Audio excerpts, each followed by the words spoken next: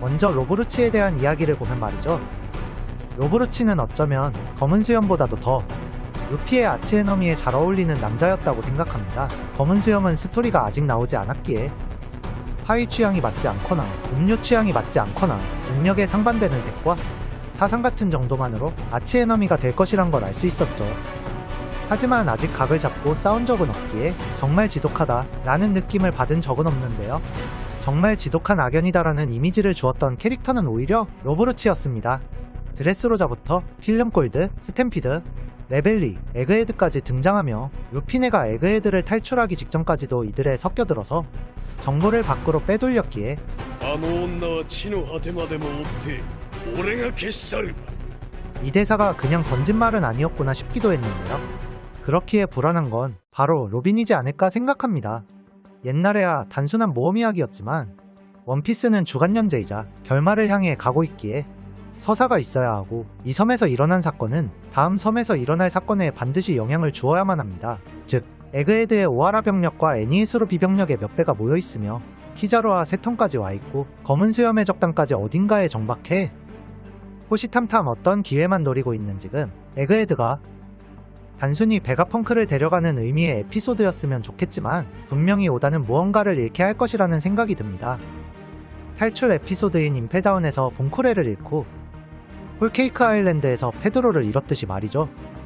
현재로서는 센토마루가 가장 위험해 보이지만 센토마루가 아니라면 언제나 세계정부의 표적인 니코로빈 연행으로 인하여 로빈을 잃게 되는 것이 가장 큰 갈등의 요소이자 원인이 되지 않을까 생각해봅니다.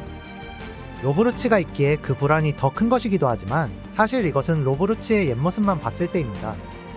갇혀있던 CP들이 루피네를 생명의 은인이라 하고 있고 세터는 루치 포함 사이퍼폴드를 죽여도 된다고 하고 있기에 오랜 원피스 연재 동안 오다가 세력이 없는 루피에게 힘을 실어주기 위해 자주 쓰는 연출인 루피의 能力や技じゃない。その場にいる者たちを次々に自分の味方につける。この海においてあの男は最も恐るべき力を持っている。 사람을 자신의 편으로 만드는 능력 이런 것으로 사이퍼폴들도 루피네의 편을 들게 되지 않을까라는 생각도 해보며 어쩌면 로브루치도 입장을 바꿀 수도 있지 않을까 생각을 해봅니다. 이런 말도 안 되는 이야기가 가능할 수도 있는 이유는 로브루치가 세계정부에 있는 이유 때문입니다. 명예도, 충성도, 정의도 아닌 바로 じゃあお前らの求めるものは何だ。死ですかね。ここにいると殺しさえ正当化される。 바로 본능 때문이죠. 물론 이 가능성은 높진 않지만 원피스의 특징이 하나 있습니다. 보통 영원한 친구는 없다라는 느낌의 작품들이 참 많은데요.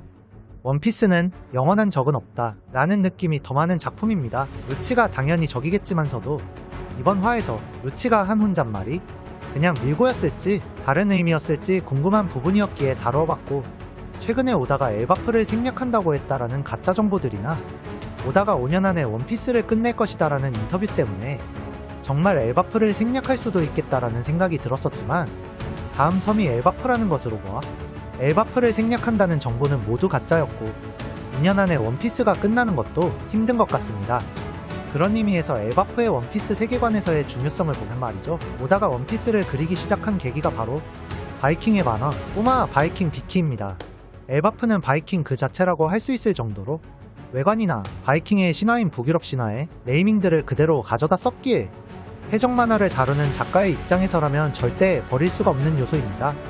루피와 우솝의 한결같은 기대감은 어쩌면 오다의 기대감을 반영하는 게 아닐까라고 생각이 들 정도로 말이죠. 그리고 현재 최종장이 진행된다면 준비해야 될 것들이 있는데요. 최종장에서 활약해야 할 선수들이 나와야 합니다. 그중 하나가 바로 사나이 적단인데요. 현재 레벨리 에피소드의 사나이 적단은 엘바프 에피소드의 밀짚모자 일당과 엮일거리를 하나 만들었습니다. 바로 어리둥절하게도 루피네를 철룡인 살해 사건의 가해자로 만든 것이죠. 이렇게 사나이 적단으로 인하여 세계정부의 마리조아와 루피가 가게 될 엘바프 에피소드 사이에 접점이 생긴 건데요. 이 접점이 생기면서 또 하나 확인할 수 있는 접점이 하나 있습니다. 루피네와 함께 여행할 이유가 없음에도 불구 엘바프로 향하게 된 보니이죠. 보니는 마리조아에 있는 쿠마와 엮여야 하기에 이 두 개의 접점이 앞으로 진행하게 될 엘바프 에피소드가 훗날 레드라인이 있는 마리조아 에피소드로 이어지는 중간 지점이 되지 않을까 생각을 해봅니다. 오하라의 의지와 그들이 목숨을 걸고 지킨 역사서들이 모두 에바프로 가 있으며 천재고고학자 니코로빈과 천재과학자 베가펑크와 수명이 길어 세계의 역사를 더 많이 알 가능성이 높은 거인들과 함께라면 세계의 비밀을 더 많이 파헤치거나 어쩌면 그곳에서 공백의 100년이 무엇인지 알게 될 가능성이 높고 현재 기업5 니카의 폭발적인 인기로 애니메이션 티저까지 만들며 니카에 공을 들이고 있는 지금 전설의 태양신 니카는 조이보이의 확률이 98%이고 조이보이의 모자가 거인족이 쓸 법한 모자의 크기이기에 니카 혹은 조이보이는 거인족의 확률도 큽니다. 하여 엘바프에서 많은 비밀이 밝혀지고 그 에피소드가 세계 정보와 연결될 수도 있지 않을까 생각해보며 이렇게 생각을 해보니 어쩌면 검은 수염은 정상결전에서 그랬듯이 그리고 모든 에피소드에서 그랬듯이 천천히 지켜보다가 최종장에서 마저 둘 다 지쳤을 때에 등장하여 아직도 최종 보스 후보가 될 가능성도 남아있지 않을까 생각해봅니다. 그리고 오다는 레벨리에서 사나이 적단을 본격적으로 스토리내로 끌어들였는데요. 사나이 적단 중 거병의 적단은 과거 오하라의 서적을 엘바프로 옮긴 적이 있는 인물들입니다. 여기서 거병의 적단에 대한 이야기를 하면 거병의 적단의 베일은 나글파르는 엘바프의 모티브인 바이킹의 북유럽 신화에서 엄청난 의미를 지닌 이름입니다. 이 배가 완성되어 출항한 다음은 세상의 종말이자 아마겟돈이자 아포칼립스이자 노아의 대홍수이자 신들이 몰락할 최후의 전쟁 라그나로크가 시작된다는 의미입니다. 나글파르의 밧줄이 풀렸도다. 그 배는 동쪽에서 다가온다.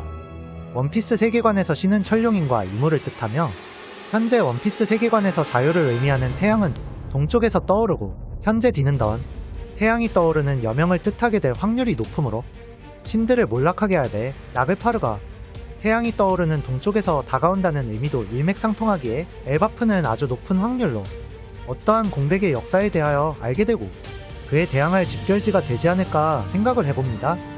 그래서 샹크스가 원피스를 찾으러 가기 이전에 엘바프에 들른 것도 다 의미가 있지 않을까 싶고 이제는 엘바프 에피소드, 에그헤드 에피소드, 하치노스 에피소드, 레벨리 에피소드라고 칭하기도 애매할 정도로 모든 것이 얽히고 설켜 있습니다. 하지만 확실한 건 이 무대의 주역들은 밀짚모자 대선단, 세계정부, 혁명군, 검은 수염의 적단, 빨간머리 해적단이 되지 않을까 생각해보며 마지막으로 엘바프의 거인족에 관련된 것을 생각해보면 빅맘이 빠질 수가 없습니다. 빅맘이 너무 입체적인 캐릭터이기도 하지만 어떤 이유인지 모르게 빅맘을 정말 좋아하는데요. 푸딩의 자신만만한 표정으로 인하여 빅맘이 살아있을 가능성도 있으며 스토리의 감초 역할을 하지 않을까라는 생각도 하였습니다. 빅맘이 많은 역할을 할 수는 없지만 만약 등장하게 된다면 엘바프 말고는 없기에 엘바프에서 많은 것들을 기대해보지만 아직 에그헤드가 끝난 것이 아니기에 원피스 탈출 전의 국룰인 누군가의 희생이 센토마루나 니코로빈 말고 하등 쓸모없는 카리브가 되길 바라며 다음 영상에서 만나요. 目の前でいろんなものを失うよりマシだ。やれることは全部やってやる。お前は全てを望みすぎている。何もうまく運んでやしないんだ麦わら。全員助けて無事脱出しようというお前のぬるい考えがどこまで叶うのか見せてもらおう。